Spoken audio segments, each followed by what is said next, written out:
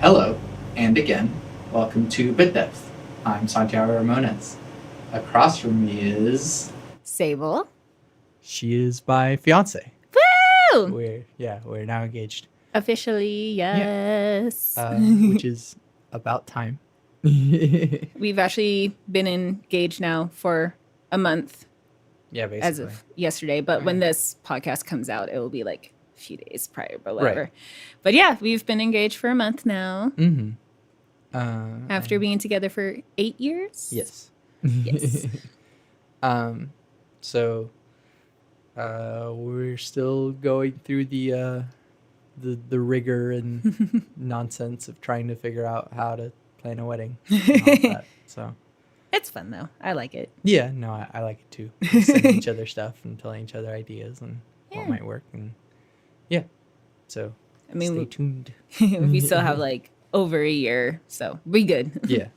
We still have a whole podcast to record. Yes. The reason that, you wanted to record a podcast about... Conspiracy theories, because that's like my new obsession right now. And I thought it was also just a good way to like publicly announce our engagement, if you will, since that's also when we're gonna like go about it like social media wise. Yeah. Since we've told everybody in person that we've wanted to talk to, or that we're able to get to, I guess I should say. Right. So conspiracy theories. Yes. We should probably preface this by saying, like, these are just crazy internet hypotheses that don't have, like, some might have some factual basis, but, like, even us two discussing it, we're just... It's just for fun. Yeah, two people riffing on ideas, not even necessarily just... No. Ooh, this is the way that things are. It's all plausible. That's Right. like what I always say. I did have kind of this like thought earlier. I guess like you can say conspiracy theories are like, at least what we talk about in our day and age, are no different than like the theories that like past philosophers had. Because they're all theories. Yeah, in a way. 'Cause... It's just a modern theory or modern philosophy viewpoint, whatever. Right. But at least nowadays, some are more provable than others. Well, yeah, obviously. But again, we're just having fun conversation, expanding. It's just a philosophical theory conversation, whatever. It's not true. Also, crazy people on the internet. yes, I was going to say, I know I was the one that brought up this topic to talk about.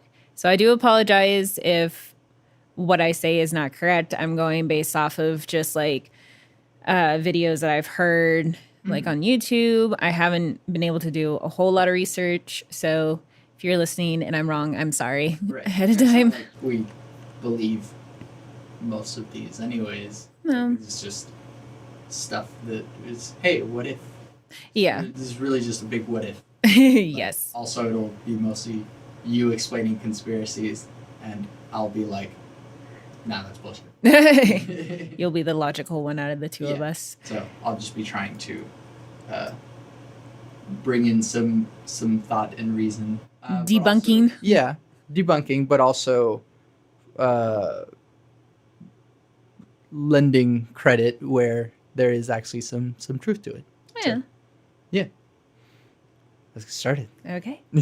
Well, okay. So I like wrote notes as I like, of course, listen to these videos. But we're gonna first start off with Mandela effect, since that's like the biggest craze right now. So, what is the Mandela effect? Mandela, Mandela effect. not Manila, No, that's not what I said. But Mandela effect. whatever.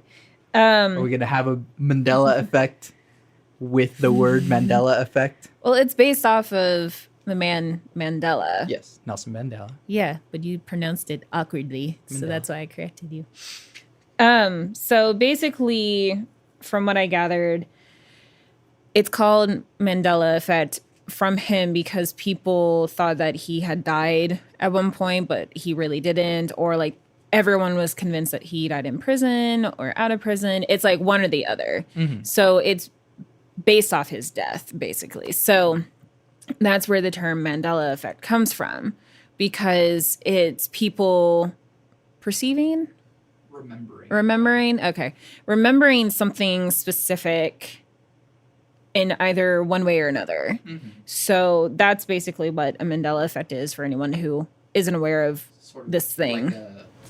Like a mass social misremembering. Yeah, basically. So, I'll get to like I guess I'll just go ahead and start with the most popular one. So the biggest one is the Berenstain Bears. Popular children's series that we all grew up with. Everyone is convinced that it's Berenstein, so Stein at the end of it. Right. But it's Stain, so Stain. And that's like been the biggest trip. Whenever you talk about Mandela effects, that's like basically the number one thing. So again, if you've already heard about it, I'm sorry, but like just explain it for anyone who hasn't heard of this. But a lot of people are convinced growing up that it was spelled with an E. And also, like, there were books. I think there was a TV show. I know there was toys, all this kind of stuff. Everyone was convinced it was spelled with an E. But, like, people are going back now and they're seeing that it's spelled with an A and now pronouncing it correctly as stain. And, of course, like, one of the YouTubers that I follow, like, he's really big into conspiracy theories and everything. Like, that's part of his channel. But, like, of course, he's like, time to traveler or something. And it's like, sure, let's go with that fun thing. But, like, it could also, in my kind of, like, way of thinking it could be one of two things. It could be, like, everyone just pronounced it Stain, sorry, growing up. And so you hear that and you mentally think, okay, how is that spelled? And so your mind logically puts an E in there. Especially if like the creators or something didn't outright come out and say it's pronounced this way. So everyone mispronounced it. Everyone thought in their mind it's an E. And then like now everyone's like, wait a minute. Why is it spelled this way? Yeah. Why is it pronounced this way?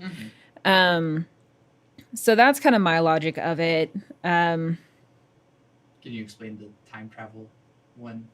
Well, the time travel is like, I think from what he said, it's like the butterfly effect. Like the time traveler or whoever, whatever it is, like is the butterfly effect of like someone went back in time, maybe like changed the spelling or like did something that caused the spelling to change, whatever. I don't know. But it's probably the number one topic of Mandela effect is the Berenstain Bears. And if it was an E or an A, there are a lot of people that are coming out, photographing all their stuff that they owned. I never cared for that series growing up. I remember it, but like I can't picture the name from growing up. Right. But people are showing it's spelled with an A, but like then there is a few people that come out and say like, no, look, here it is with an E, you know. But like in this day and age, you do have to wonder, is it real? Is it photoshopped? You know, and I do love Mandela effects. I think they're kind of fun, but like there comes a point where I view it and I'm like, okay, how realistic is this? Is it photoshopped? Because as a graphic designer, I know what goes into making an image look real. Right. Especially if it's like a grainy image, you can do effects to make it all look consistent, whatever. So like, it's really, really hard for stuff like that to like make me 100% believe it. Right. With that being said, kind of transitioning into some of the other Mandela effects. So again, hopping on to the graphic design portion of it, one of the other Mandela effects are logos. And so, okay, so here's like a few of them. And I'm going to ask you because I'm curious. And like for those of you listening, like I want you to also think about these logos and like you mentally think like, okay, like what is it? So Fruit Loops, how do you think it's spelled? I mean, for me, in my mind's eye, I see two O's, F-R-O-O-T. But I'm sure that is the effect that people misremember it as Fruit, or am I misremembering it? Well, okay, this one in particular, like this is showing like old and current, I guess, like things. Um, I, I guess, of course, like they're not going to show like what it used to be or whatever. But supposedly, like for Fruit Loops, it's two O's. But I guess people thought it was fruit, like the actual word fruit. Yeah. So that's like one of them. And thinking back, I'm like, was it spelled fruit? I don't think it ever was. I think No. because it's clever, so to use the two O's you for their cereal. O-based cereal. Why waste that marketing potential? Right. Another one, Captain Crunch. How was that spelled? Since I'm also like metagaming a little bit. So I'm like, are they both spelled with K's or both spelled with C's? So my guess would be spelled with K's for marketing purposes. But I'm sure people remember it spelled with a C. It's always been a C, for one thing, but Okay, that's not. Well, that's actually not it. Was it Captain fully spelled out, or was it the hyphenated Captain? Or like the abbreviated? Yeah, abbreviated. Sorry. My mind's eye says the full word.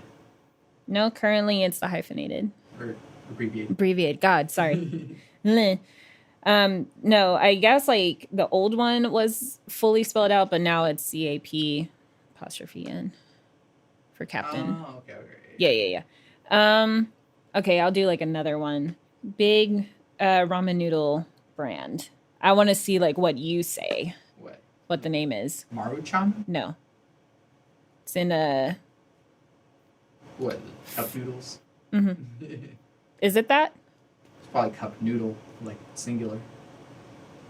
That's really interesting. Is that the name of the brand? No, it's Nissin. Nissin. Well, okay. I really like ramen, so I'm a trash vacuum. Well, you were kind of on the right track when you said cup noodle. What is it? It's cup noodles. Okay. But people remember it being cup o noodles. Oh, that's dumber. That's People's memories are dumb. So to kind of continue the process. Everyone else is dumb but me. Oh my God. As No. Bender would say. Stop it. Okay, I want to do another one because I'm like really curious. Febreze. How you spell that? Febreze. Nope. It's only Febreze. Oh. Okay. But everyone remembers it like breeze. Yeah. So like that's like another one. And I'm even looking at this right now and I don't even like that doesn't even look right to me. Right. But I don't know if that's Mandela effect or if that's just like no, breeze is spelled with like 3 E's. So it's like what is it? So go ahead. No, I'm like looking at one and I'm like, wait a minute. Um, Okay, that's just a marketing one there. Okay, anyway, sorry. So like a few other ones to continue it. I guess a recent one is Chick-fil-A. Like, how is it spelled? People, for some reason, think that there wasn't a K in chick. But that doesn't make sense because then it'd either be chic or chick, like a girl, like, hey, chick, whatever. At least like when I think of that. But no, I've always remembered there being a K. Kit Kat, does it have the hyphen or not? It does not right now. But so it could have in the past. It could have it in the past. I'm remembering a hyphen. Coca-Cola, the dash size is apparently a thing. If it was like the bigger one or the smaller one, which is the smaller one now. Yeah, like a tiny dash. The Laughing Cow, I think think having to do with like If she the had a earring. bow, or The nose ring. Yeah. Yeah. Which do you remember? I thought she did, but apparently not. Nope. Yeah. She never did. It's always like just the earrings. Because like if it's a cow, you don't need a ring because that usually signified a bull. Yeah. So, Right.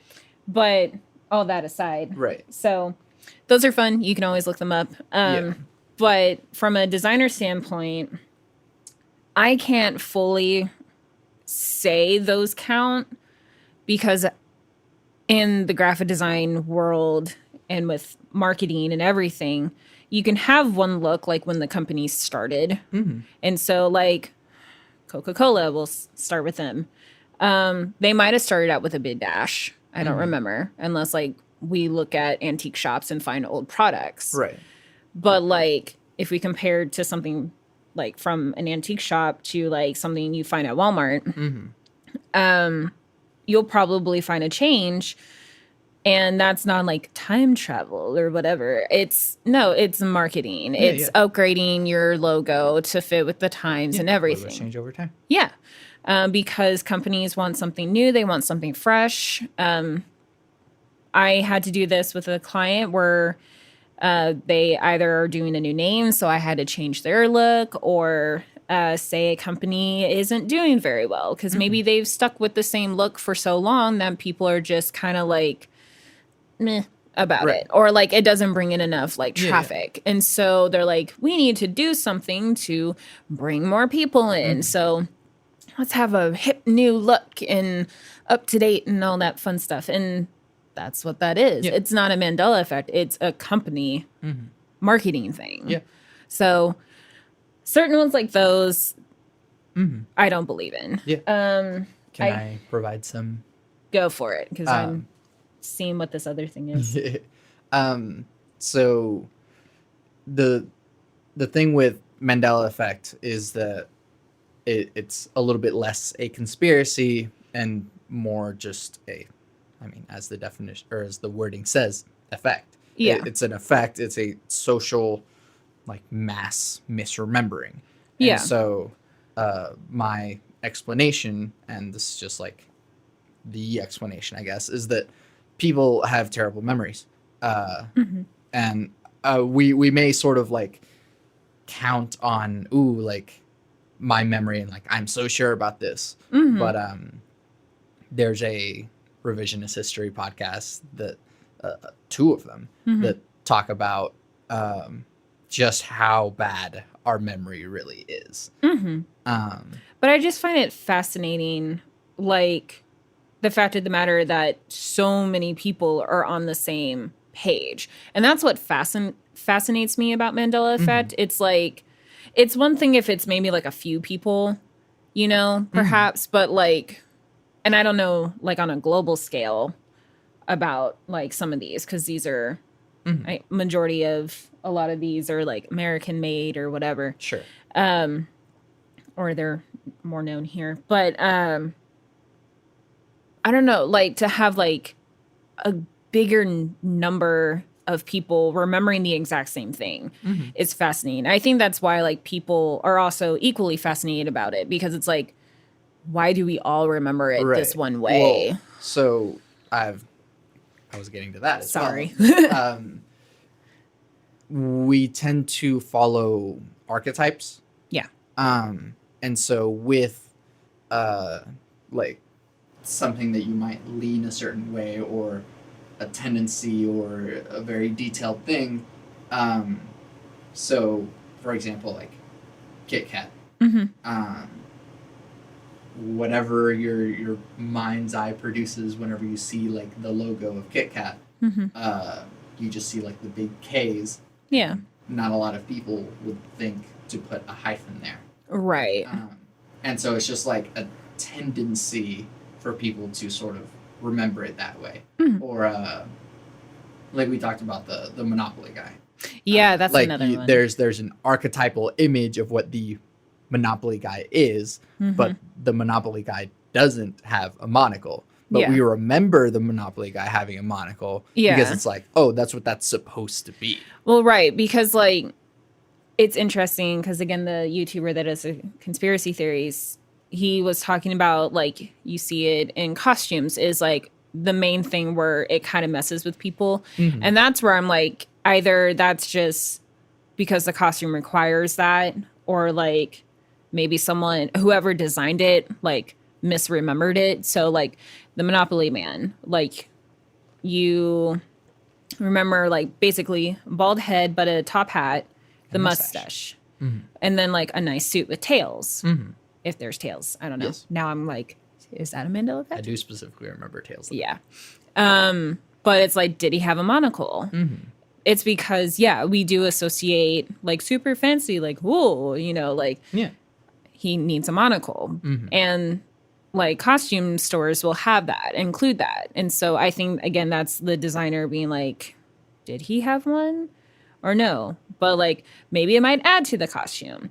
Another one, because the YouTuber was saying like he remembers Mickey Mouse having red suspenders when he was growing up, because he had like a toy or like a doll, and like supposedly he had like red suspenders, like with his red shorts. And like when he talked about that, I was like, no, he never did. It's always been the really awkward kind of thing.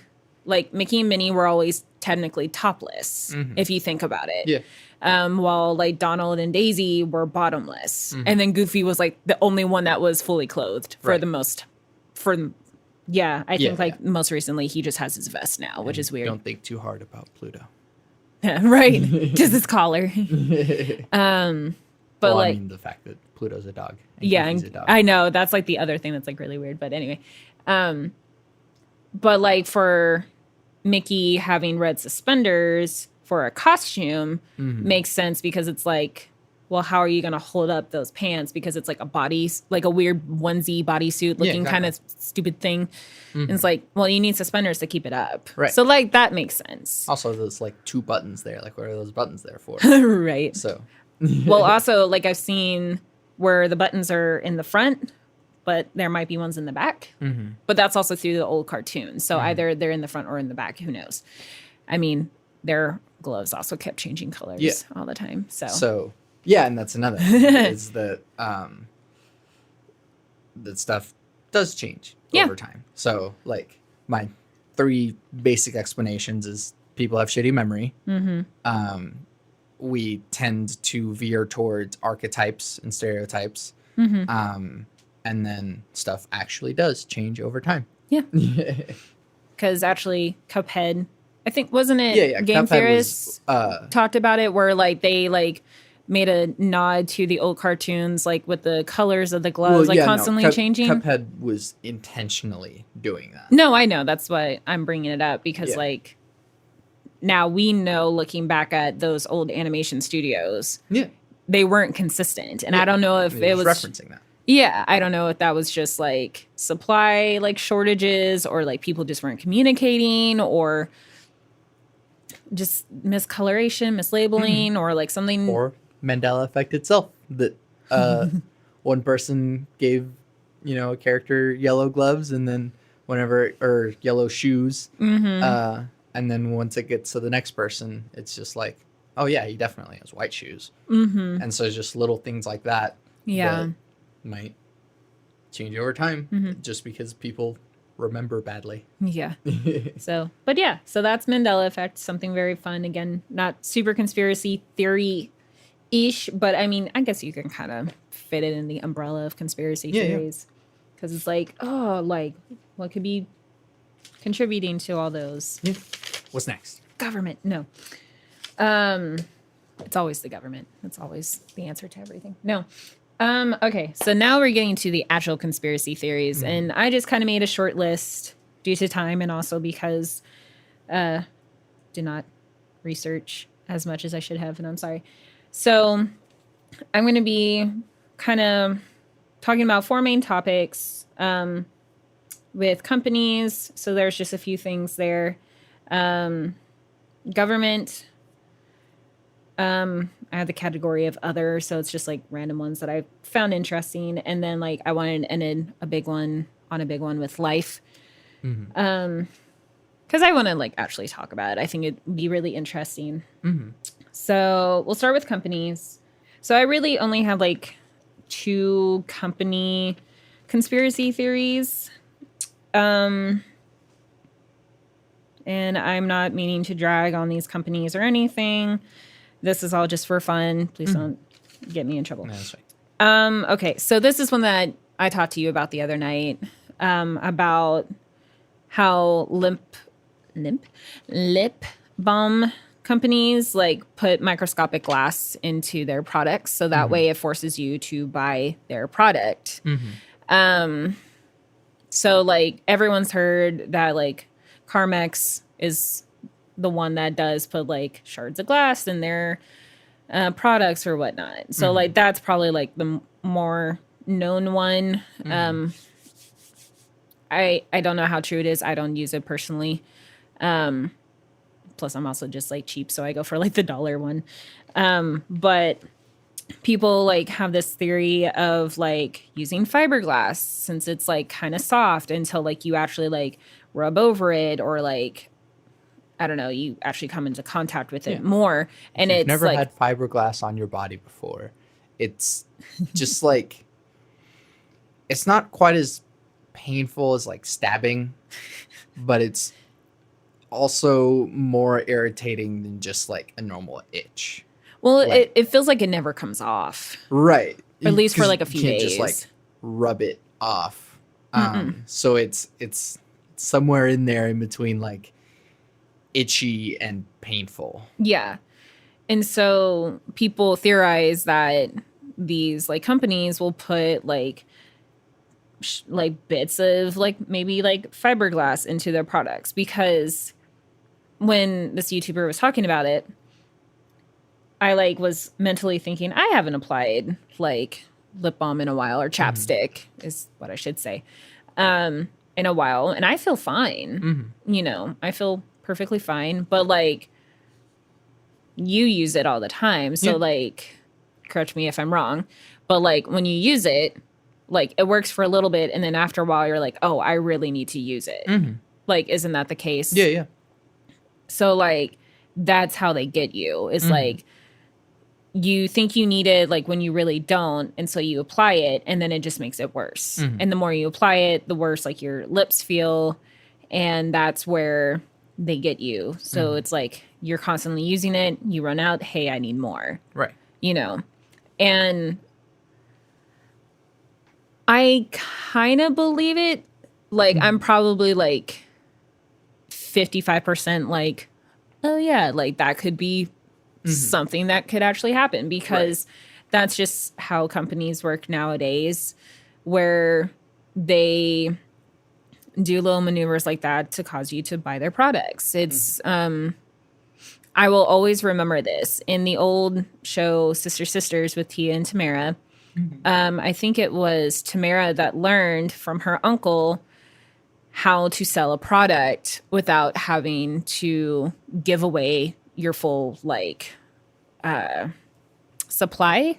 So she was selling, I think, like perfume, or was it perfume? No. It wasn't perfume. It was like a beverage. And her uncle showed her, like, he poured half of this like juice or whatever, or punch, into one container. And so it was only half full. And then he went to the faucet and filled it with water, shook it up, and he's like, there, now you've like doubled your stock basically, or whatever. Right. And I believe that, because that is a way for companies or anyone who sells anything to make money, is like not giving away 100% of your actual product, but maybe like half of it, you know? Or just diluting it to hell. Yeah, exactly. But like people will still buy it because they believe that they're getting the full 100% of like that beverage or something. So why wouldn't other companies do that? Right. You know, it's kind of like, and so relating to that episode, he suggested to her sell like pretzels or like a salty snack, because if they eat that, they'll come back and want your drink. So like when you go to like movie theater, their popcorn is maybe like overly salted because they're like, oh, we want you to buy like our drink that's like $5. So here you go. You know, it's that kind of thing. Right. So but then it's also even more exclusivity with like, hey, you can't have any food or drink in the theater, but Yeah. also our food and drink in the theater is like $15. yeah, but people sneak other food in anyway. So it's Right. like, even the theater people know. No, It's yeah. like, at this point, everyone knows that like everything is already kind of there. So like, Yeah. so Screw you. I'm not paying $15 for a drink. right. So I don't know like why anyone's like trying to hide it or whatever, or pretend like, oh, like I didn't know that they would bring in like a hot dog or something. I don't know. I think I knew a guy that like bragged about that he brought in like KFC in his like pockets of his pants, the cargo pants or whatever. And I'm like, how'd you get away with that? Excessive. That's, like, and a little disgusting. gross, yeah. But like, anyway. So moving along. Can I provide like an answer to the chapstick one? Of course. So I would say that it wouldn't necessarily be like glass or fiberglass or whatever. But really just more of like a chemical thing. As someone who does use chapstick all the freaking time, hashtag ad. Well, you're not saying the brand that you use. Chapstick is a brand. Oh, duh. Okay, never mind. Thought it was called something else for some reason. But I do feel that sort of like dependence on it. And it could be that they're putting chemicals or whatever it might be to irritate your lips or have your lips be like dependent on it. Or it could just be actually that your body adapts to this sort of treatment. And so it's like, oh, you're moisturizing lips. I don't need to do this anymore. And so your body itself actually becomes dependent on it. It could be like a after the fact sort of thing rather than a like beforehand sort of thing. Right. So then I will raise you another question. Or point, whatever. So is it like chemicals as in like it's bad for you kind of chemicals, or is it kind of like neosporin kind of type things because it's healing your cracked lips, right? And so like when you apply like any sort of antibacterial ointment, whether it's spray, cream, whatever, onto say like a wound, it hurts. Or like even like hand sanitizer, it Right. burns the cut. So would you technically say it's kind of like that maybe? No, I mean, depending on what it is that you're using, I use chapstick. It never hurts. It never burns whenever I apply it. It like only feels good whenever I put on chapstick. But you don't have like a burning sensation or anything There's no tingling. later? There's nothing. Nothing? Okay. With Carmex and Blistex, there is like a burning sensation or like a tingling. And so those are probably ones that you should be suspicious of. Yeah. Because it's like if you're trying to moisturize your lips, it's really just like putting water on your lips. Why does it need to tingle? Why does it need to burn? All right. So, yeah. Well, then my solution is just make your own. Or drink lots of water. Well, the only problem is like when winter, because that's when like probably more people buy them. And we're lingering on this topic way too long. Right. But final point. That's when probably most chapsticks are bought. So, I mean, you can't just put water on your lips because they'll freeze. But like... No, but drinking water means that your body has enough water in it to moisturize yourself like completely. Okay, fair enough. And so more of the reason, again, we're dwelling on this too long, but more of the reason as to why people have drier skin or whatever during winter is because like, oh, it's cold. I don't need to drink water. Right. But They you still need to drink water. Right. But since it's not hot, you're not like, ooh, I'm thirsty, but drink more water. Right. That'll solve all your problems. Just water. Always water. Okay. So the other company theory, again, not meaning to drag. So this is one some people have theorized. This one I'm on the fence about too, but like I'll kind of explain like why don't 100% believe it, but Starbucks. Everyone who goes to Starbucks, you get your name, and there's like, I don't know if it's a meme at this point or just like they always misspell your name. You and I have not so common names, at least here. So, and you don't even drink coffee, so like I'm not even counting you at this point. But like for me, when I do go, and I've naturally I do this all the time with my name. I always spell out my name to people that have to write a name on a cup because I know my name is not common. So it's not rare, but it's not common. So It's also short enough that you can spell it in a timely manner. Yeah. I'm not going to be like Santiago. Right. Exactly. Really difficult. Exactly. But the theory is Starbucks, whenever they hire their baristas, like they tell them, oh, like misspell names as much as possible, because at this point people will like take a picture of it and post it on social media and be like, look at how they misspelled my name, because that's free advertisement right there. But I'm also like, okay, so that's like maybe one form of free advertisement, but you still get free advertisement because people are always like, look at this Starbucks cup that I got, or look how pretty this is made, or just like a selfie. Like, and I've done this with the girls where we've taken a selfie outside of Starbucks while drinking our coffees. And it's like, they're still going to get it no matter what, regardless if the name is misspelled or not. But that's the theory of like why the names get misspelled. So like people will say they get like a random letter in their name that doesn't make sense, or like any of that. So that's just a theory. Real quick, I personally feel it's more of just they don't hear very well. So like Matty, yeah, constantly, and then like the music and whatever. So like Matty, it's spelled with 2 T's, but they always do 2 D's. Right. And then depending on who the barista is, will say a Y at the end, or I or IE or whatever. Right. So like it depends on the person. Yeah. And like I can also Maddie is usually short for something. Yeah. I had Madison Llewellyn recently on, and she goes by Maddie. Exactly. With a D. Yeah. Or like Megan, there's like 3-4 ways to spell Megan. Yeah. So I mean, it just depends on the person, like depending on how they know how to spell the name and also what they hear, because like we all hear differently, and we can all hear something and think it's something else, and also like nowadays people have like crazy spelling names because their parents are like, I want to be different and I want to have my child have like a really crazy name. Like, and I'm not dragging anybody who like has done that, but I'm just saying. Huh? I am. What? Dragging people who like Oh, okay. add Lynn at the end of every single name.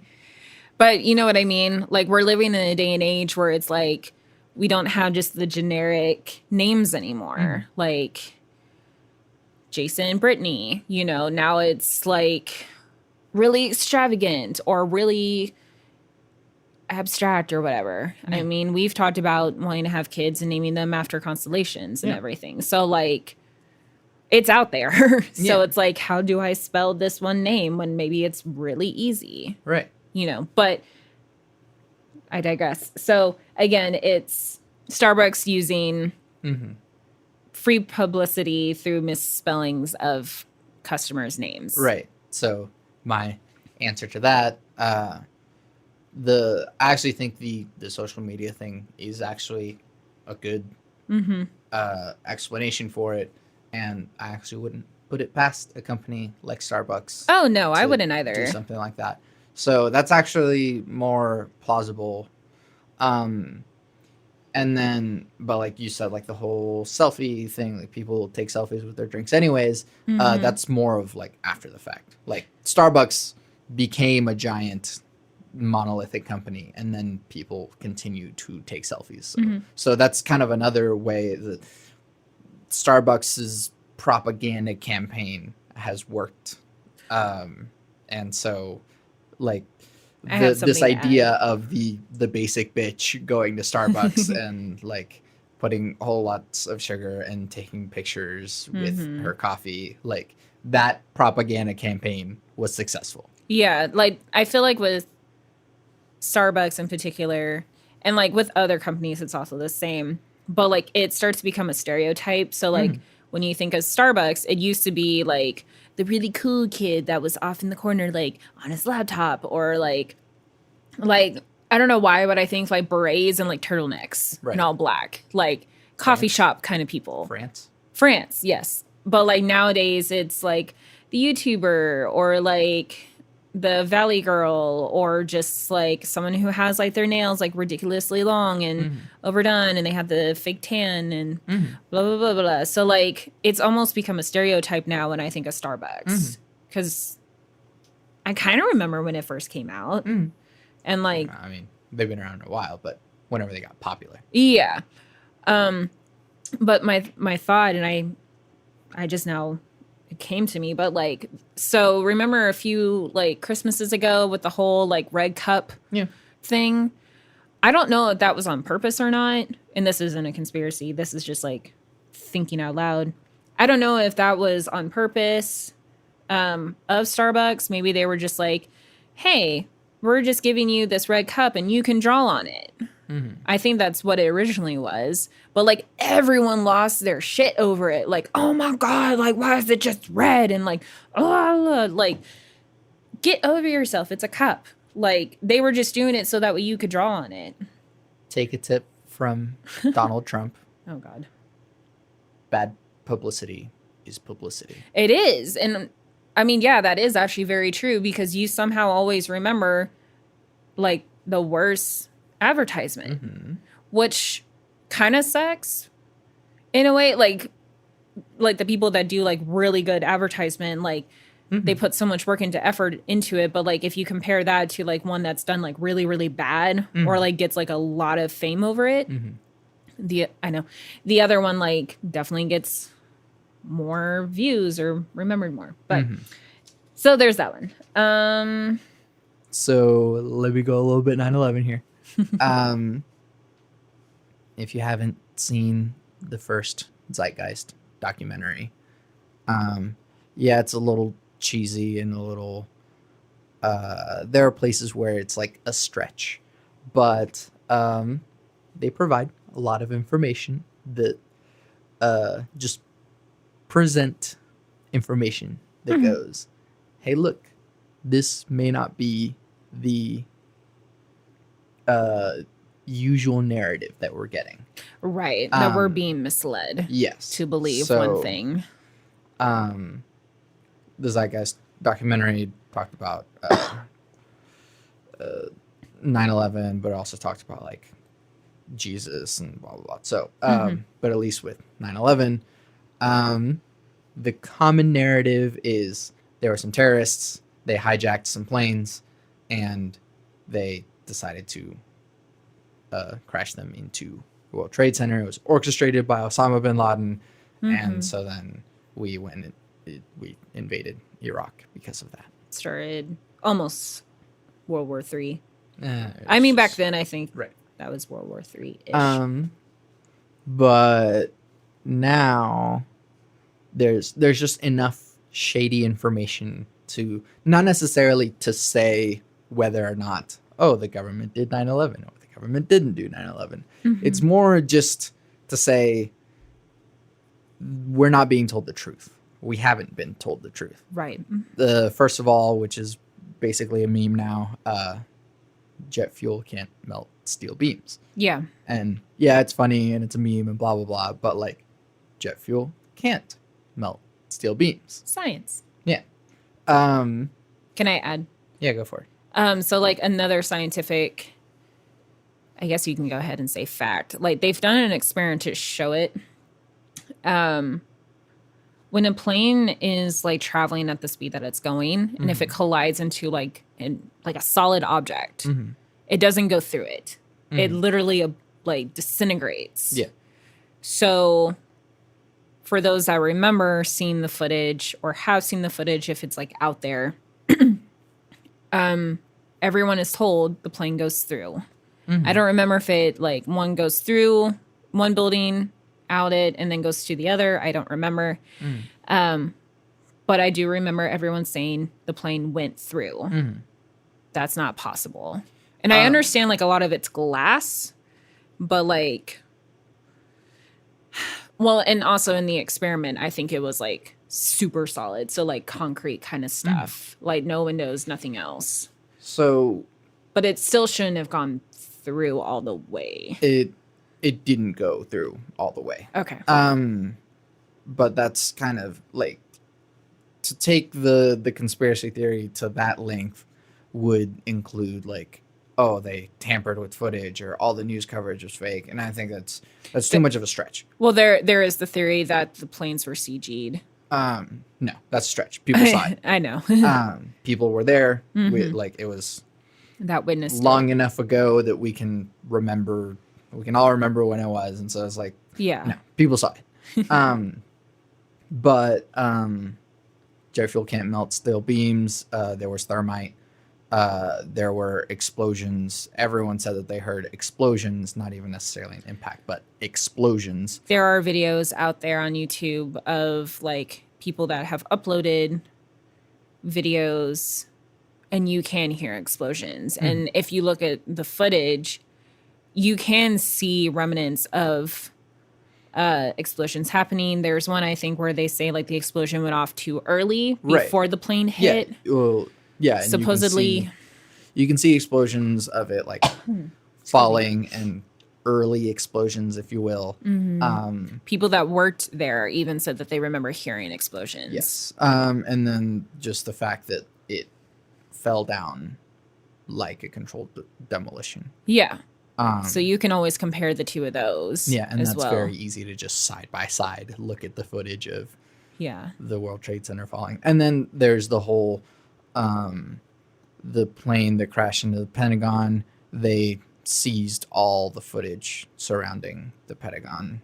Especially in that one area, right? Yes. And also when you look at the entry, like the crash entry, isn't it like too small for a plane anyway? For a plane. Yeah. So it's and also like where is the plane? Didn't they say like they couldn't even find it? There was nothing. Yeah.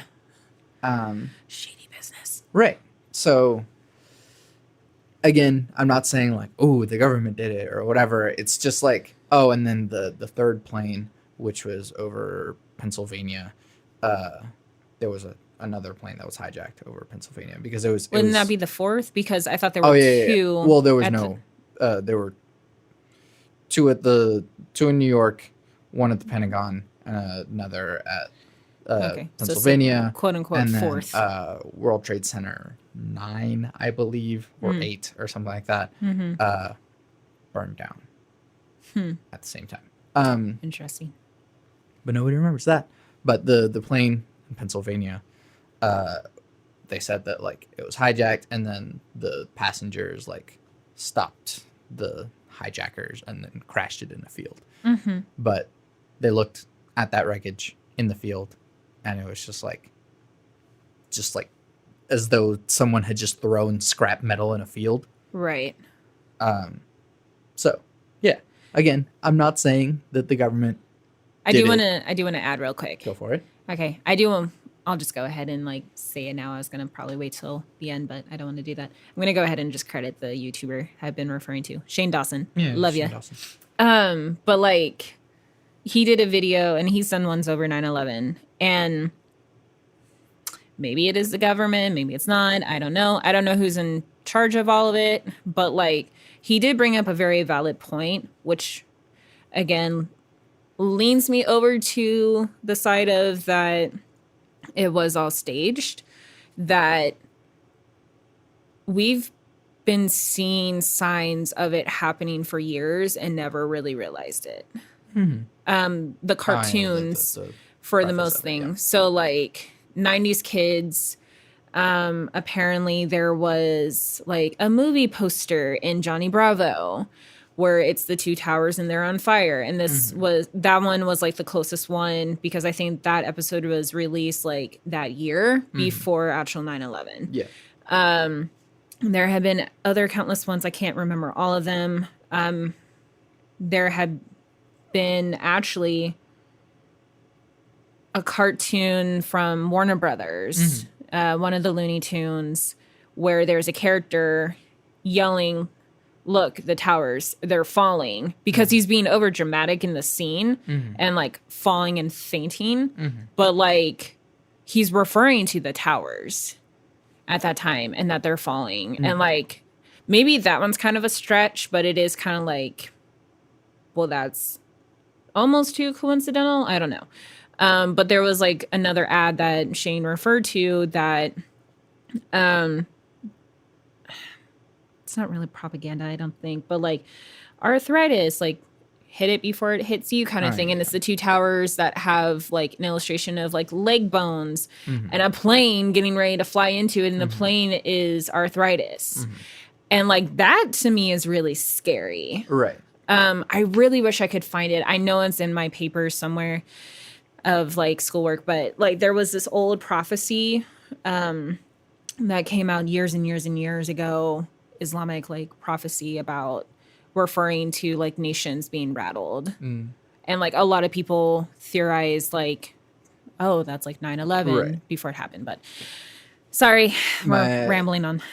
And I always have to inject some reason because, again, with conspiracy theories, you have to worry about not going too far. And so with the whole cartoon thing or seeing it in ads and stuff, I would say it's less so that, oh, they were planning it for a long time and getting people like used to seeing that so they're not in complete hysteria. I'd say it's more like people see the Twin Towers like that, and I'm sure everyone thought like, man, they're so huge. What if like a plane crashed into it? Like, well, that's like the kind of your immediate reaction to seeing something so huge. Or is that what like they that. want you to think?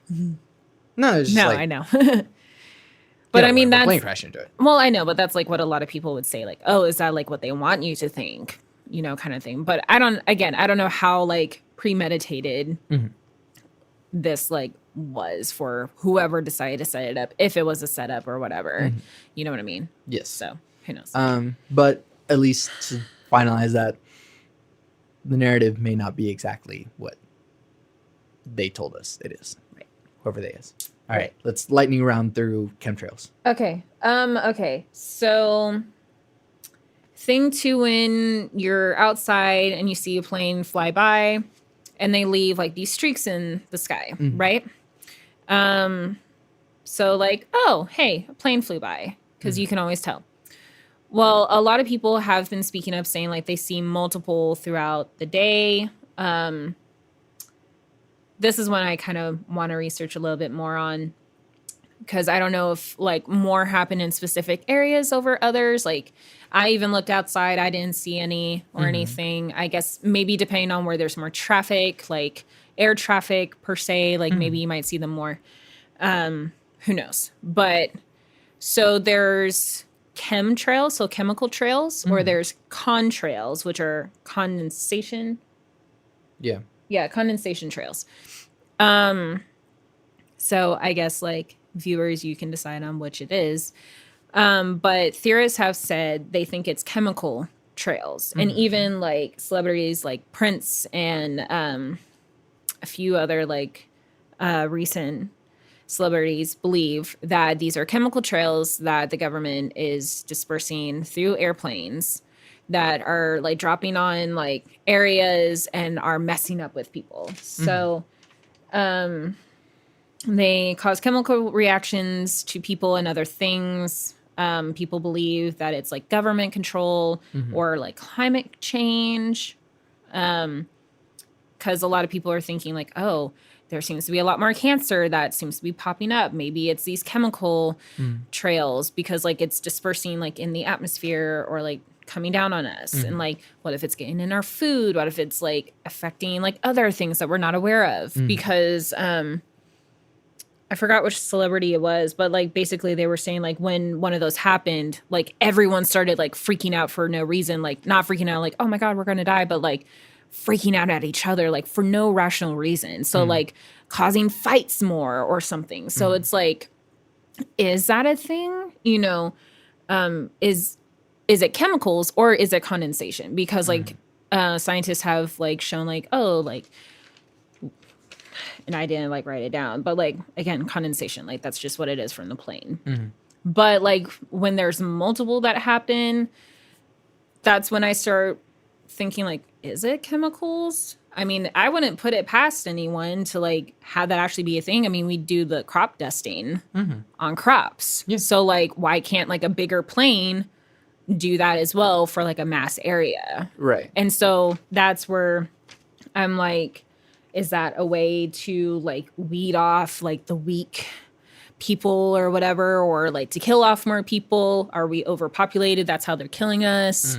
Whatever. But again, like if it's affecting people, it's affecting other things too. My counterpoint to that is, how many people have to not know?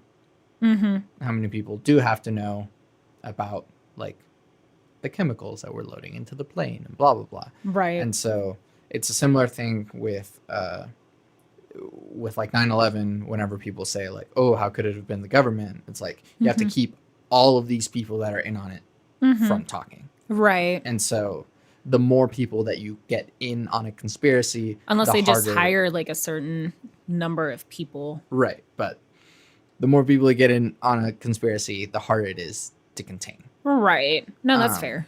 And so, given the magnitude, given blah, blah, blah, it's hard to make it so big and not be found out by now. Well, yeah. I mean, I guess my other thing would be like, how big is the actual plane that's up there? I mean, like, it doesn't have to be like a commercial airline. It could be like military size, if you will. You know, because we never really see the plane. We just see the streams afterwards. But I don't know. Again, that one I'm 50-50 on, primarily because I can believe that can be something that could happen, especially since like I love dystopian like literature. That is like a prime thing that how to control the masses, like chemicals, stuff in water, stuff in your food, mind control, you know. So like textbook like villainy right there almost. So flat earth theory. Okay. So We'll do that. talking about flat earth. Okay. So again, this is just a theory. I'm still kind of like processing it personally, so I don't know exactly what I believe yet. But so the theory is we don't live on a sphere. It's like a flat surface, a plane. Shane's brother said like planet is just plane with a T at the end of it, which is interesting.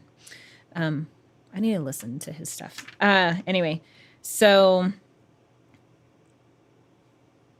yeah, we're just like on a flat surface surrounded by ice. So like the reason why we have an ice wall, because Antarctica, which is what we know to be at the very bottom, and then like North Pole at the very top. So that's where our ice caps are. I also understand, scientifically speaking, well, like if the Earth is round, we're on an axis, and those 2 points are always going to be the furthest from the sun, so they're the coldest. Supposedly, because we're tilted on our axis, whatever. Yes. But ice caps are melting, whatever. But those places people can't really like go to and be able to survive for long periods of time. I don't even know what the population is of the scientists that are down in Antarctica right now anyway, but like it's very, very small. So people who believe in the flat earth theory is that it's a giant wall of ice that's keeping us out. And if excuse me. And if you try to like go near it, it's kind of like Area 51. Like they try and like take you away from it. Planes don't fly over it. But I'm like, why would you want to fly over it anyway? If there's like bad weather down there, you don't want to get stranded in snow. So like flight patterns, that's another thing. Like they don't make sense. Like if you were to map it out on a globe, like what you see in schools, if you map it out, like some patterns don't make sense. At least when it's round, but if it's flat, it makes more sense. So like there's those. There's the whole like, why don't we see a curve in the horizon? Mm-hmm. No matter how high you are, rather you're just standing on your own, like however tall you are, you're looking out at a horizon and you can see it. It's not curved. It's purely flat. Even when you're up in like an airplane, it's pretty much flat. But of course, when you're up there, it's like you just see clouds unless you're taking off. Or if you're in a hot air balloon, which don't necessarily go above the clouds, it's still flat. Above the clouds, you won't be able to breathe, but yeah. Yeah. So that's like one of the big ones that a lot of these flat earthers, as they're called, will bring to the table. With some of the big international or global or whatever companies that are out there. Okay, United Nations, International Maritime Organization, World Meteorological Organization, all these other organizations, right? You look at their logos and it's around map, circle, whatever, and then it has like all of the continents on it. And like they brought that up and they're like, look, like even they're saying it's flat earth, but I'm like, no. You just can see all of the continents from. Well, that you can see all of it, but I put it. No, you can see it, but I only say, well, if it's a bunch of nations coming together, they're not all gonna like the idea of only one side of the earth being represented. Right. So just make everybody happy. Just put everything on one circle. There you go. So that's my only like rebuttal, I guess, about it. So like other points that kind of in my research of it is like, so if we're on this flat surface, why do we have arched rainbows? You know, so there's like that theory, or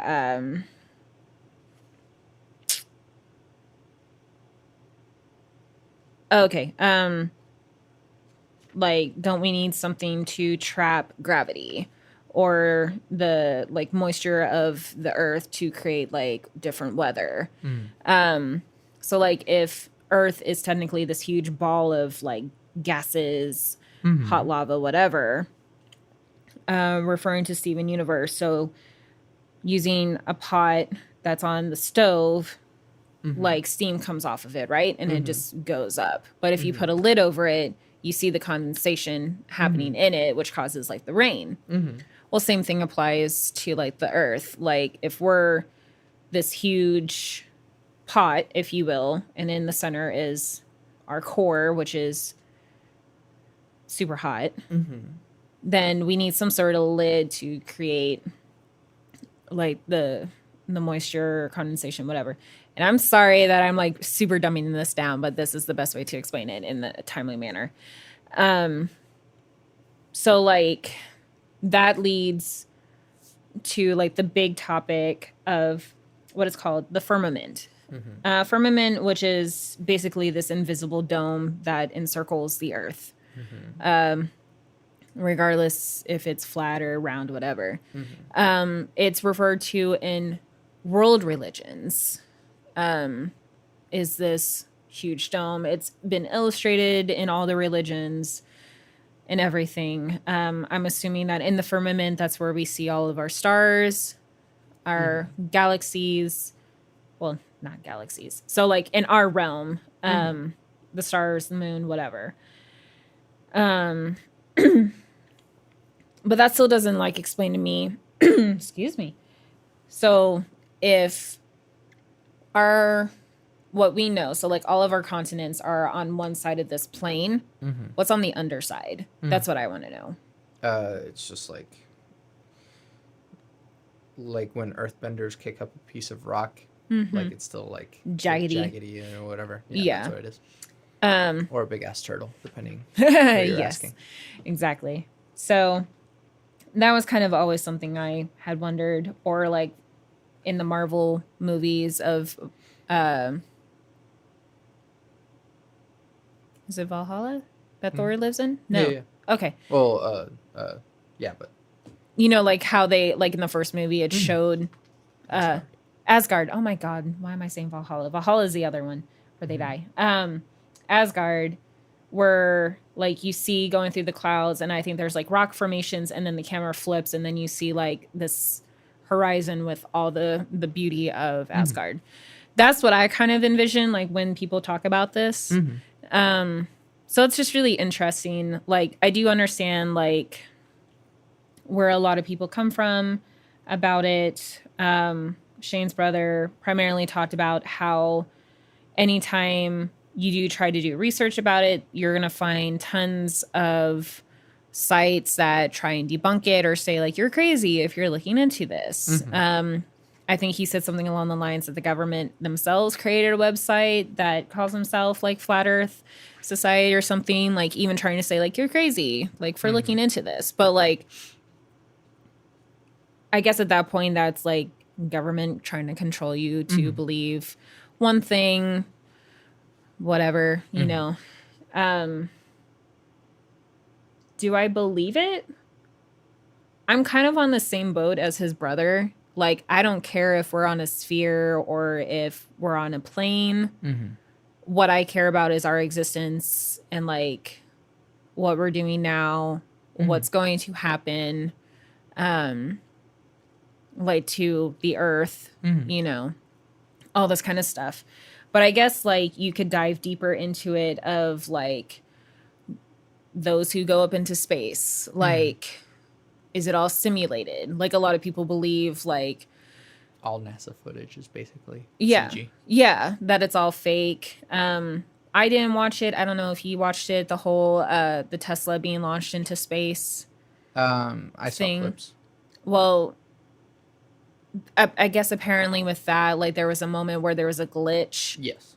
And like you saw like basically like green screen kind of thing happening behind the car where it glitched out and it was like in this room and then it came back and you saw outer space or something. So like people believe that it wasn't even real kind of stuff. And so I don't know. It is kind of like, why are we being deceived of knowing what else is out there? But I guess then, and this can all be for like another conversation another time, but then it becomes like, why are we being deprived of knowing that there's more outside our realm of this earth? Because everyone believes that aliens are real, or like a majority of people believe that they're real. A lot of people believe like, I haven't seen them, but I believe that they're plausible, because how can we be the only living things in this like galaxy or whatever? And if that's the case, like, because like Area 51 is super concealed. Cheryl and Tiger, I think, like kind of drove past it, and I remember she telling me that they like were very far away, and I think they were just having to stop and get gas. But like she remembers seeing like military cars like at the top of this ridge, because on the other side is where Area 51 would have been. And she got like the worst feeling, and she was like, we gotta go. Like, we're getting gas, but we need to go, kind of thing. So, like, sure, if they're wanting to keep Area 51 a secret, or like, even though everyone knows that aliens are there, again, leading back to the like, everyone knows everything by this point, like, nothing's super secret on certain things. But like, if we know that they're there, why are we being told like, this is what space looks like, this is what the earth looks like? Like, why are they keeping it from us? Is there like more out there where it's like control, because they know these aliens will like either destroy us or like open our minds to everything else? I don't know. I guess you can almost kind of say it's like a weird like Adam and Eve with the snake thing, where it's like you're being deprived of the truth, but like you can take a bite of the apple or you don't, kind of thing. And like, Yeah. does that make sense? I feel like that doesn't make sense. What? Are you good? Yeah. Okay. Sorry. You weren't saying anything, so I wasn't sure. But anyway, so that's what Flat Earth is. feel free to look into it more. It's interesting. Again, do I believe it or not? I really don't. I might research into it more. Yeah. I don't know. Let But me say the stuff to debunk it. go for it. You yourself have a telescope. Maybe you don't personally own one, but you can get one. And then you can look out into space and see all the shit. Yeah. Well, that's where the firmament could be, like what we see in our Right. galaxy is like in it, Right. And then supposedly. I don't know. I don't know. If the that's Tesla true. video isn't the only video of space. Excuse me. Yeah. There was, I think, a Red Bull thing where they had like a guy jump out of like the highest point. And so he like literally like you could see the Earth from that far away, and then he like jumped. Yeah. So I'd have to don't know look about more into that. it. Yeah. But like there's more than one video showing space and not space. Again, just a lot of people are slowly not trusting NASA. And then there's that was Red Bull. NASA was, or Red Bull was suing NASA? It was a Red Bull thing where the guy jumped out of the thing. That doesn't really help because I have no idea. It what wasn't you're talking NASA, about. Okay. is what I'm saying. And then again, going back to like how many people have to be in on it. If more people are in on it, how many people are going to keep quiet about it? So the more people that are in on it, the harder it is to keep quiet.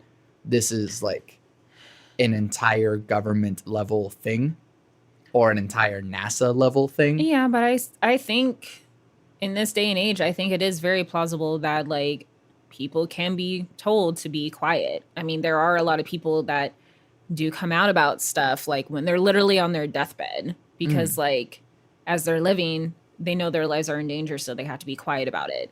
Or they had to like write it down and keep it secret or something. Like I do think it's plausible that we do live in a society where like people that are higher up on the scale have like way more power and have way more resources than we are led on to where it's like they can keep a lot of people quiet. Right. But it's also like it's super easy to be a whistleblower. Like It is. Edward Snowden is alive. Yeah. So like it's not like it's impossible. So And I think he kind of started like a lot of change stuff with like knowing that you're constantly spied on. yeah. So I mean, and that's also partly because of 9/11. Yeah. So I'll sort of add the final thought to the whole conspiracy thing after this last one, which is The life one? life. Yeah. Okay. All right. So this is something that's really interesting to me where, again, like what I said earlier, is like basically reincarnation in a way. I will say at one point in my life, I think I believed it. At one point I didn't. This is like an interesting theory to me to where it's like I could believe it. So one of the stories Shane expressed was this woman in Thailand. She was dying and she said she wants to come back and be reincarnated. And so her daughter took like this white paint, made like this like mark on the back of her neck, of her mother's neck. To be like, okay, well, this way we'll know where to find you. Like if you have this mark in your other life. The woman dies, and shortly thereafter, like a child is born. So like her grandson is born. He has a birthmark that's same spot that the white mark was left on her. Yeah. And then like as he got older, I don't know if he like had memories, but he started going to things that were hers and said, this is mine. No, this is mine, kind of thing. And so they believe that she did come back.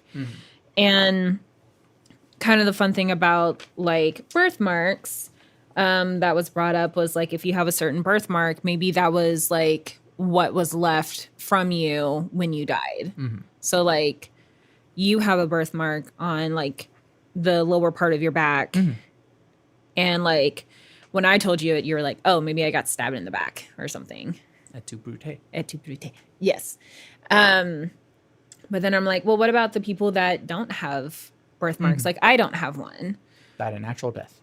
Yeah. So, like, what if it's just that, you know? And that leads to, like, so if that's the case of reincarnation or whatever, there's the light at the end of the tunnel that everyone talks about. Like, when you hear about death, like, oh, don't go towards the light or go towards the light or whatever. Birth canal. Yeah. What if that's just what it is? It's the continuation of like being reborn again. And the theory of like why you come out crying is because you're sad that you lost the life that you just had, all the people that you loved. And so as you're growing in this new life, you start forgetting your past life. But like you might have weird memories or like weird associations, like why you love certain things that don't make sense. Or like you start having just random memories that aren't even yours. And that's where the deja vu comes from. So I think that's like a really interesting like take on it. And then, so then that makes me think, okay, like, let's say all this is plausible. So are we just continuously living like just a previous life? Yeah. Are we constantly going in this never ending cycle? You know what I mean? And then that leads to, is that just existence in general? You know, so like we've always been told you only live like one life. Well, what if we do live continuously and we just keep forgetting them? And is that just existence in general, or is that like a simulation? So Matrix, yes. Where they're like constantly wanting you to keep being under the simulation or whatever. Sure. So they keep you going through those cycles. And then to further that, like, when does it stop? And is that where the heaven and hell, whatever, comes from, no matter like what you believe in that? Like that supposed afterlife, Sure, if you will. So I don't know. I just thought it was really interesting. I don't know. Like, I still personally feel like reincarnation is plausible. That one is where I'm more like 70-30. Because there are a lot of cases that make sense. That could kind of maybe help it. Again, scientifically speaking, you can't prove it. But also it's something that's kind of talked about worldwide. So when I start to think if it's talked about all over the world, it had to come from somewhere. Kind of like how certain myths are the same on each continent, but slightly different. So like Game of Telephone. But then again, it does start questioning, like, is it existence? Is it simulation? right. We never know because like no one has really been able to technically come back from the dead except like the various few cases of like, I died, I saw God, and I came back, you know, kind of thing. Like, and I do believe like those people are pretty genuine when they talk about it, but like, I'm not that person. I'm not Jeff, you know, random person, Jeff, whatever. I don't know like what he saw. I don't know like what he felt. I don't know any of that. Yeah. So I am just going purely based on his word, just like you are going purely based on my word, or our viewers or your viewers are going based on our words. So it's just like, it's always hard when you're going just purely based on word when you can't experience it yourself. Yeah. So yeah, that's, Okay. I don't know where else to lead from that. So, again, just using science and logic to explain or disprove either direction. Yeah. So the birthmark story, I hate to just sort of like debunk it as anecdotal, but anecdotal. You can't use anecdotal evidence as scientific evidence because it has to be reproducible. So anecdotes are just, a story that you tell someone. It's just like one story that you say. as opposed to whenever you cite scientific evidence, you're using Multiple. a whole lot of recreations of experiments. Well, I'm just giving the one example, right, though. yeah. There are other cases. Yeah. And then the other part of like science and being not anecdotal is that the experiment has to be recreated the same way every time. Yeah. And so That's kind of impossible. yeah, exactly. Which is why some of these things are not able to be proved or disproved. Really. Right. And then the other part is like humanity has been trying to explain the afterlife in as many ways as possible, and this is just a blend of I think it's like a fascination of humankind. yeah. Whether you're scared of it or you're fascinated by it, I think it's. I don't know if it was with you or if I heard it somewhere else, but like the living is constantly preparing for death while they're here, no matter what. Because like ancient Egyptians, they always prepared for when they died. So like what things would go in their tomb with them. Right. But like even now, I guess you can kind of say, sorry, like we're preparing for death. Like if like the man of the house like dies, how is his family going to be like taken care of after he's dead? So we're preparing for death, whether if it's our own or someone else's. So this is sort of a counter conspiracy, if you will. Teaching people to believe that there is an afterlife or that there is more after you are alive is teaching them to play their life To the fullest? no, Oh. not to the fullest. Oh. Because it's like, oh, I have another one, it'll be fine.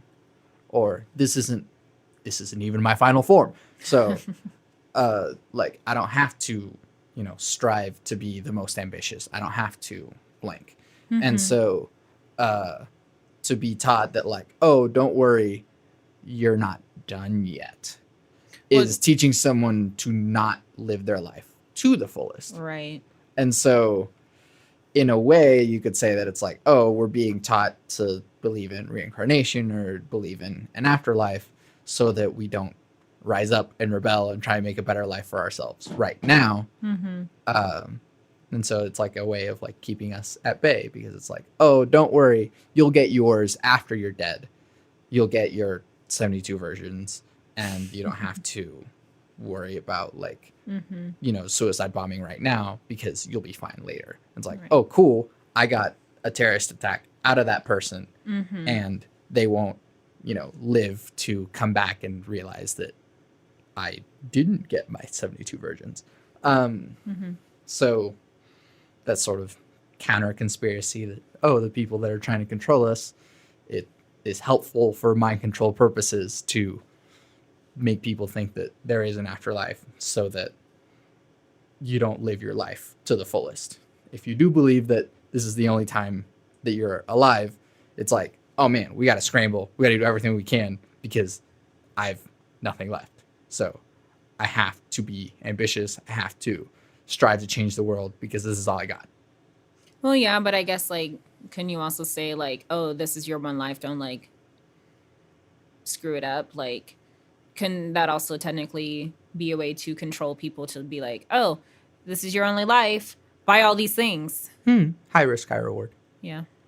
Well, yeah, if it's high risk, maybe you will take more risk because this is the only chance that you get. Like if it's getting closer to the end of the night, you might bet a little bit more on this thing because this is your last chance. Yeah. So that's sort of my reasoning out of that. And then with simulation theory, given the way the technology has been going, it is more likely that we are living in a simulation than we are not. So like the probability of this being a simulation is higher than this just being normal reality. Well, then like, because I never grew up with The Matrix. Like I remember it, but I never watched it until like last year. So like, then the question that I have is, when did the simulation happen? So like how ancient philosophers always said there's like this veil over our faces. Did it start then? Or like, is it more recent? Well, no. All of the universe has It's a always been a simulation? simulation. So like from the beginning, Yes. basically. And it's just That's like, fair. you know, some higher whatever, or humans still That's why they don't want us to in go a to space. computer or whatever, and they're just, oh, let's see about if you could watch a lot of Black Mirror as well, because they sort of explore this thing as well, that you could simulate life in a computer and go, ooh, how will this go? If we Right. go this way, what will happen that time? Is that why they don't want us to go to space? Because like then that'll just break the simulation. The simulation can handle all of the minutia of our daily life anyways, and all of the like tiny details and all of the everything. Even if we go to Mars. Yeah. Okay. Yeah. It could also be procedurally generated, like No Man's Sky. No Man's Sky. Oh, okay. The I was all of thinking Minecraft. I was like, that too. yeah. Procedurally generated environments that are perfectly believable, and it's like, oh, cool, we're all just, you know, still going, but the simulation is just like, oh, they're going here now. Better populate Mars with resources and stuff. The giant old video game. That God is just playing. Or the Yeah. creator, or whatever you want to call it. Yeah. We're all just a giant Sims game. Yeah, in a way.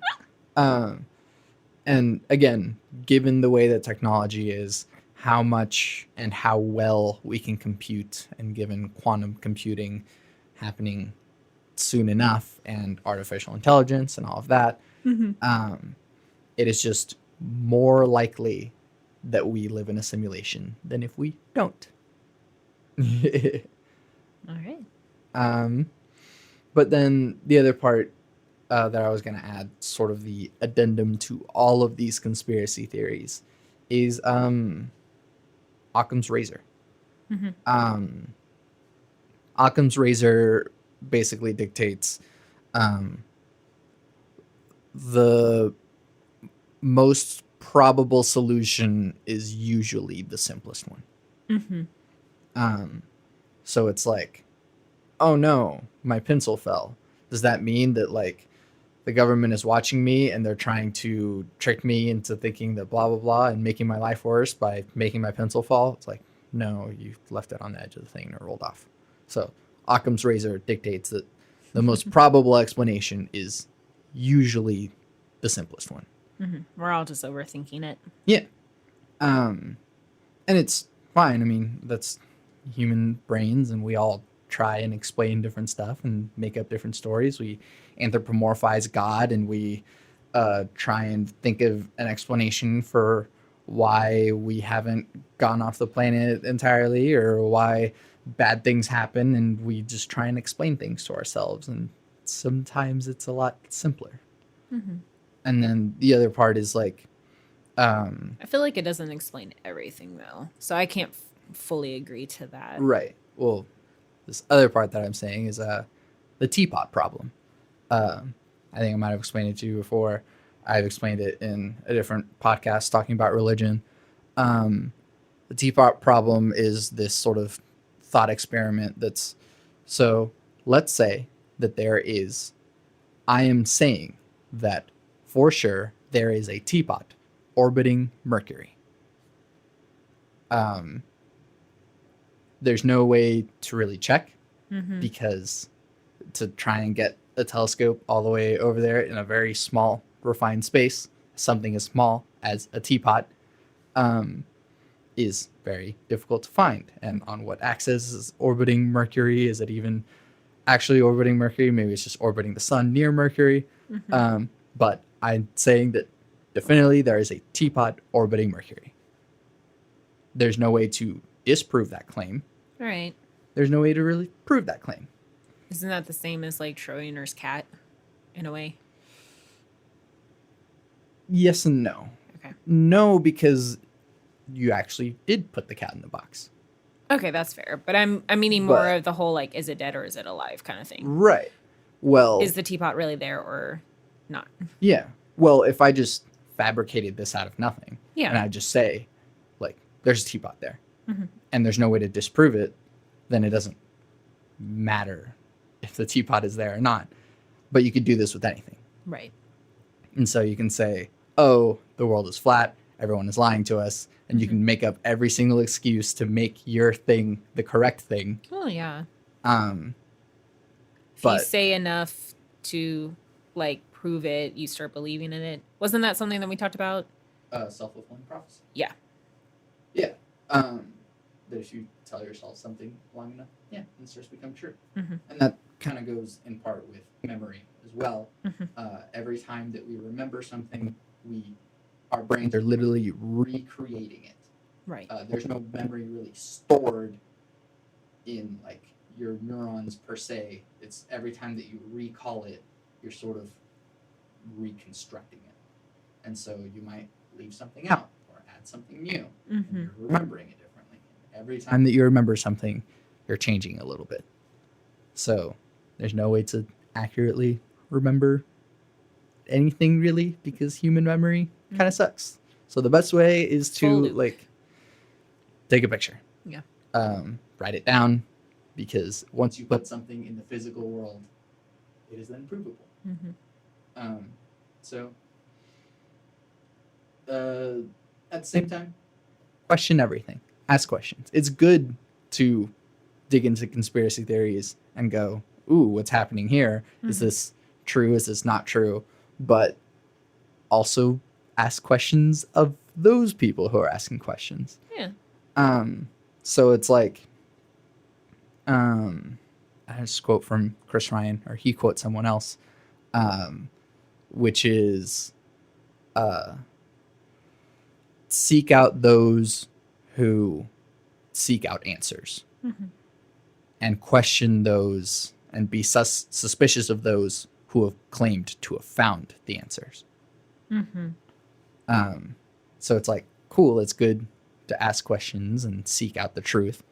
But as soon as someone goes, I know everything, I know what this is, and this Mhm. is what it is, you should be very suspicious of that person because no one actually knows anything. Right. We could all be a brain in a vat. We could all be in a simulation.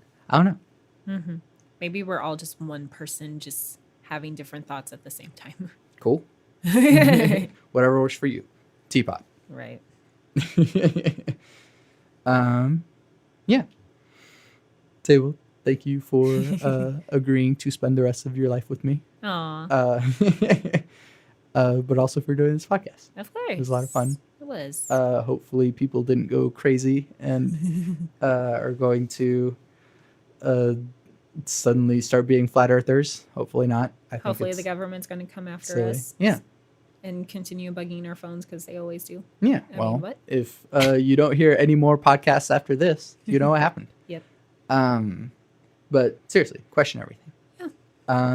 And again, this was all just for fun conversation. Nothing of this is like factual. I mean, you can definitely go out and do your own research, but like these are all just theories. They're just ideas. So where can we find you and your things? You can find me mainly on Instagram at SableAnn_creations. Yep. Where you'll find a lot of my stuff, primarily all my artwork. And through that, you'll find like more ways to find me. Yeah. I also want to do like a huge shout out again to Shane Dawson, who's been the huge inspiration behind this. It's not like he needs the plug, but here you go. Well, I love him and I want to give him credit where credit is due. Credit is there. Yes. So big shout out to him for the inspiration. Love you. And yeah. And we're also both in Solstice cosplay. Oh yeah. So anytime I have a Shout out. Solstice member on here, We're making plans to do Yeah. stuff. So keep an eye out. Go Yeah. find us on Facebook. yeah, facebook.com/solstice cosplay group. Yep. I remember that mess. Check out the newest skit that we did for TNT this year. Whoop, whoop. It's on YouTube. You can watch that. But yeah, So I'm now end Santiago. your thing. Yeah, I'm Santiago Ramones. I'm Sable. You can find everything that I do on my website, santiagoramones.com. I make music, which you can download for free or not free. You can pay however much money you want for that, which is my demo, Songs with Words. And you can also listen to this podcast and leave reviews or leave ratings or leave comments. Yes, I want to see the comments for this one for sure. You can listen to it through Apple Podcasts, through Stitcher, on YouTube, or you can listen to it straight through my website, santiagoramones.com. I always end my podcast with my 3 things. They shape my life philosophy. Those 3 things are: love never fails, it's going to be okay, I might be wrong. Bye.